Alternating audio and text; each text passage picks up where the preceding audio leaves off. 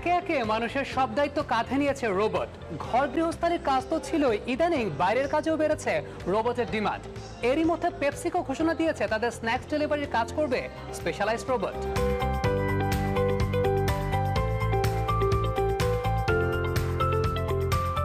Snacks সরবরাহে robot ব্যবহারের ঘোষণা দিয়েছে পেপসিকো। মার্কিন যুক্তরাষ্ট্রের ক্যালিফোর্নিয়ার ইউনিভার্সিটি অব দ্য প্যাসিফিক ক্যাম্পাসে এই রোবট ব্যবহারের সেবা চালু করবে প্রতিষ্ঠানটি। সকাল ৯টা থেকে বিকাল ৫টা পর্যন্ত শিক্ষার্থীরা iOS অ্যাপের মাধ্যমে ১৭৫ একর ক্যাম্পাসের মধ্যে খাবার অর্ডার করতে পারবে। প্রতিষ্ঠানটির হ্যালো গুডনেস প্রকল্পের ভেন্ডিং মেশিন থেকে বিভিন্ন ধরনের স্ন্যাক্স ও পানীয় সরবরাহ করবে স্বয়ংক্রিয় রোবটগুলো। নতুন এই স্ন্যাক্স পথ আগে দেখা অন্যান্য ডেলিভারি রোবটের মতোই। একবার পূর্ণ চার্জে ২০ মাইল পর্যন্ত চলবে রোবটগুলো। এতে রয়েছে হেডলাইট এবং ক্যামেরা।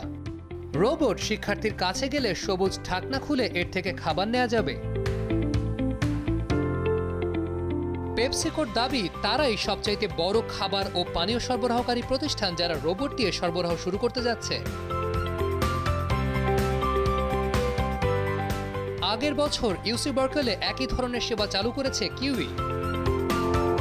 ইউনিভার্সিটির শিক্ষার্থীদের কাছে এটি এতটাই পছন্দ হয়েছে যে ব্যাটারি ত্রুটির কারণে একটি রোবটে আগুন লাগার পর মোমবাতি জ্বালিয়ে এটির প্রতি সমবেদনা জানিয়েছে তারা।